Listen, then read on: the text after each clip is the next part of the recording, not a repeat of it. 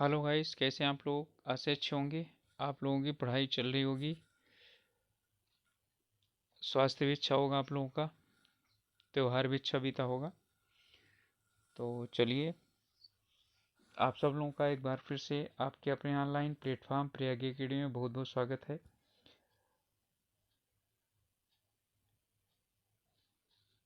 आज हम लोग उत्तराखंड लोक सेवा आयोग द्वारा आयोजित की जाने वाली ईओ और टैक्स इंस्पेक्टर परीक्षा आदि जो भी हैं 3 के लिए, तो उसके लिए हम लोग आधुनिक भारत के कुछ चुने हुए प्रश्न लेकर के आए हैं, उन्हें करेंगे। ये और भी सभी दूसरे परीक्षाओं के लिए भी उतना ही महत्वपूर्ण है जितना इसके लिए है। तो शुरू करें तो उससे पहले आप लोगों से रिक्वेस्ट है कि अभी तक चैनल को सब्सक्राइब नहीं किए तो प्लीज़ सब्सक्राइब कर लीजिए और अपने ग्रुप्स में शेयर भी कर सकते हैं। चलिए, पहला प्रश्न है, ईस्ट इंडिया कंपनी की स्थापना कब की गई थी?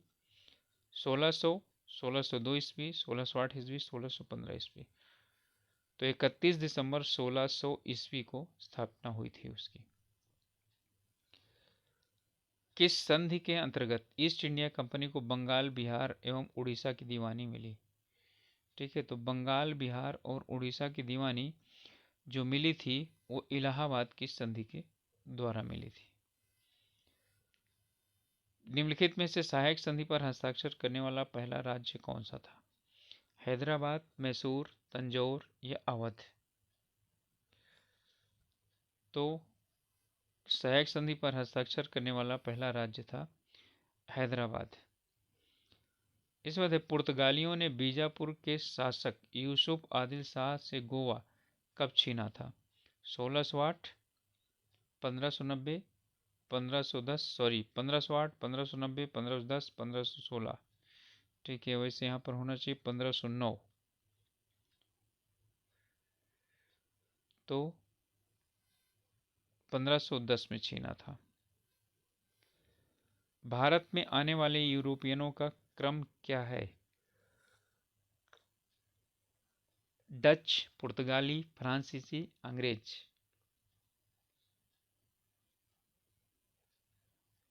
तो इसमें पहले पुर्तगाली आए थे, फिर डच आए थे, फिर अंग्रेज आए थे, फ्रांसीसी सबसे लास्ट में आए थे। तो हमारा क्या हो जाएगा? 1, 2, 3 और 4। ठीक है, तो 2, 1, 4, 3, 2, 1, 4, 3 हमारा इसमें है, ये हो जाएगा हमारा। अगला प्रश्न है, अंग्रेज एवं फ्रांसीसियों के बीच वांडीवास का युद्ध कब हुआ था? तो जो वांडीवास का युद्ध हुआ था 1760, 64 या 1757 या 1755। तो 1757 में तो हुआ नहीं, 1764 में नहीं हुआ है, तो अब क्या हुआ? ठीक है, कब हुआ है? 1760। क्योंकि 1757 और 1764 इसमें दो खास युद्ध हुए थे और आप लोगों को इनकी पता होनी चाहिए कि कौन से युद्ध हुए थे। कलकत्ता में उच्च न्यायालय की स्थापना कब हुई थी? 1772, 1773, 1774, 1775। देखिए, रेगुलेटिंग एक्ट आया था 1773 में, तो 72 में तो कोई सवाल ही नहीं पैदा होता स्थापना का। ठीक है, 73 में भी नहीं होता, 75 कुछ ज़्यादा हो जाता है, तो क्या हो जाएगा? 1774। तो यानी कि जो कलकत्ता में हाई कोर्ट की स्थापना रेगुलेटिंग एक्ट के द्वारा हुई थी, इसलिए हम यानी कि उसी के बाद का ही समय लेंगे।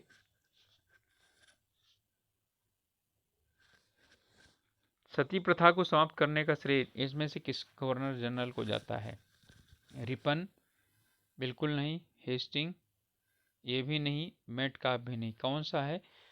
Lord William Bentinck. ठीक है, तो लॉर्ड विलियम बेंटिंग को जाता है। अगला है, इनमें से कौन सा सही सुमेलित नहीं? ओके। स्थापना है, ब्रह्म समाज 28 में स्थापना हुई थी, आर्य समाज 1875 में, बिल्कुल सही है। रामकृष्ण मिशन 1897 में हुई थी। ठीक है, प्रार्थना समाज 1871 में हुई, यही गलत है। ठीक है, तो हमारा उत्तर हो जाएगा क्या? डी।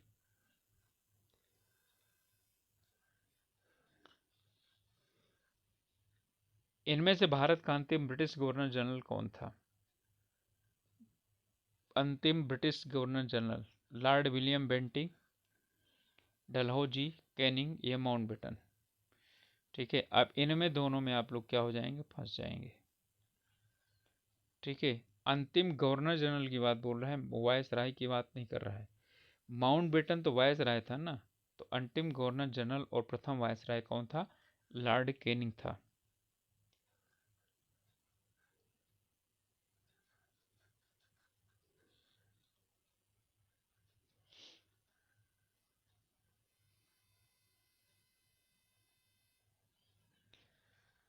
1857 ईस्वी के विद्रोह के समय भारत का गवर्नर जनरल कौन था, डलहौजी, लिटन, कैनिंग या माउंटबेटन। तो कौन था गवर्नर जनरल, लॉर्ड कैनिंग। 1857 ईस्वी के विद्रोह के बाद मुगल शासक बहादुर शाह जफर को अंग्रेजों द्वारा कहाँ निर्वासित कर दिया गया था, फिजी, सिंगापुर, लंदन या रंगून। ठीक है, तो कहाँ, रंगून भेज दिया गया था, और 2 गज जमीन भी नसीब नहीं हुई। इन्हीं के विषय में कहा जाता है।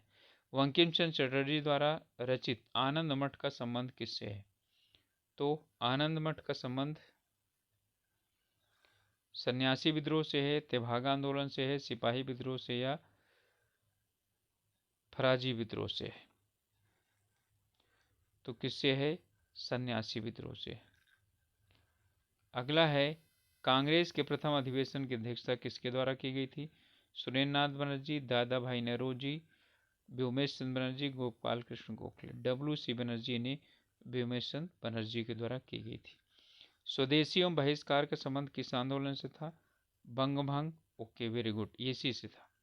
ना तो असहयोग, न भारत छोड़ो, न बंग भंग आंदोलन 1905 में, ठीक है, बंग भंग किया गया था, तभी आंदोलन ये प्रारंभ हुआ था। भारत सरकार अधिनियम 1935 की विशेषताओं का अवलोकन करें। क्या क्या है इसमें, भारतीय संघ की व्यवस्था, भारतीय संघ में अनिवार्य राज्यारोहण, प्रांतों का आंशिक पुनर्गठन। ठीक है, तो इनमें सही कौन कौन सा है। ठीक है, तो भारतीय संघ की व्यवस्था की गई, अनिवार्य राज्यारोहण नहीं कहा गया। ठीक है, ये तो गलत हो गया, तो अब 2 है, तो यहाँ पर क्या हो जाएगा, या तो 1 होगा या तो डी होगा। तो प्रांतों का आंशिक पुनर्गठन बिल्कुल है, तो हमारा डी सही हो जाएगा। महात्मा गांधी ने भारत में सर्वप्रथम सत्याग्रह का प्रयोग कहाँ किया था, तो कहाँ किया था, आप सब लोग अच्छी तरह से जानते हैं कहाँ किया था, चंपारण 1917 में, खेड़ा 18 में नहीं, अमृतसर में भी नहीं, अहमदाबाद में भी नहीं, अहमदाबाद मिल मजदूर बाद में, इन्होंने खेड़ा 1918 और जो है किसान आंदोलन और अहमदाबाद मिल मजदूर, यहाँ भी दोनों जगह महात्मा गांधी ने आंदोलन किया था, लेकिन पहला चंपारण में था। अगला है, जलियांवाला बाग हत्याकांड के बाद किस भारतीय ने अपनी सर की उपाधि वापस कर दी थी, अब्दुल कलाम आजाद, सर सैयद अहमद खां, महात्मा गांधी, रविन्द्रनाथ टैगोर। तो रविन्द्रनाथ टैगोर ने की थी, क्योंकि गांधी को सर की उपाधि दी ही नहीं गई थी, इनको कैसरे हिंद की उपाधि दी थी, और कैसरे हिंद की उपाधि को इन्होंने वापस किया था।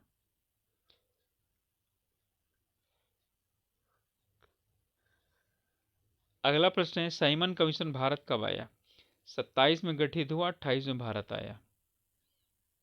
तो दिसंबर में तो आएगा नहीं, फरवरी में ही आएगा, 3 फरवरी 1928 को, 8 नवंबर 1927 को इसका गठन किया गया था। इनमें से किस घटना के कारण असहयोग आंदोलन स्थगित कर दिया गया था, तो चौरा चौरी कांड। ठीक है, गोरखपुर में चौरा चौरी कांड, चौरा चौरी जगह है, वहाँ चौरी चौरा कांड के कारण स्थगित किया गया। डलहौजी द्वारा भारत में ब्रिटिश साम्राज्य के विस्तार के लिए निम्नलिखित कौन सी नीति अपनाई गई, युद्ध द्वारा क्षेत्र पर विजय, चूक का सिद्धांत, और झूठे आरोप लगाकर प्रदेशों का अधिग्रहण।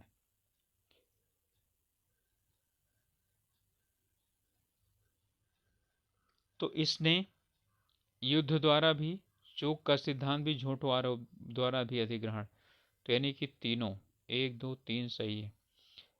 कांग्रेस के वर्ष 1929 के लाहौर अधिवेशन की अध्यक्षता किसने की थी, 29 की बात कर रहा है तो 29 की बात उसने किसने की थी?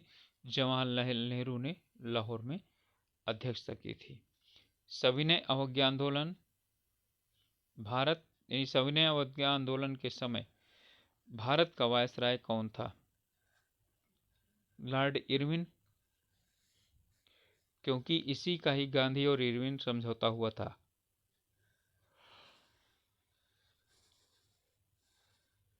उन्नीस का भारत सरकार अधिनियम पृथक निर्वाचक मंडल को निम्नलिखित में से किस समुदाय तक विस्तृत किया गया? ठीक है, तो ये ईसाइयों को तो निश्चित रूप से दिया ही गया, सॉरी क्रिश्चियन वो सिखों को, भारतीय ईसाइयों को भी दिया गया, आंग्ल भारतीयों को, यूरोपियनों को। तो क्या हो गया आपका? सभी सही है।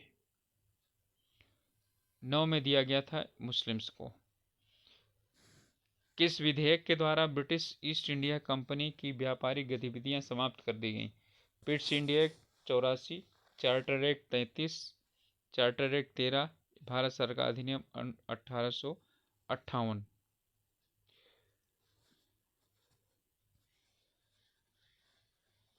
क्वेश्चन अच्छी तरह से समझिए तब उसके बाद उत्तर दीजिए। कह रहा है व्यापारिक गतिविधियां समाप्त कर दी गई थी। ठीक है, ईस्ट इंडिया कंपनी की व्यापारिक गतिविधियां समाप्त की गई, चार्टर एक्ट, ठीक है, 1833। इसके द्वारा बाद ये सिर्फ और सिर्फ व्यापारिक कंपनी न रह करके अब ये भारत की प्रशासनिक इकाई बन गई थी और प्रशासनिक इकाई 1858 में समाप्त की गई। तो आप लोगों से रिक्वेस्ट है, अभी तक यदि चैनल को सब्सक्राइब नहीं किए हैं तो प्लीज़ सब्सक्राइब कर लीजिए। और ये हमारे 25 प्रश्न समाप्त हो जाते हैं। मिलेंगे अगले वीडियो में, तब तक के लिए आप लोग अपनी तैयारी अच्छी तरह से कीजिए और स्वास्थ्य का ध्यान रखिए। Okay, all the best.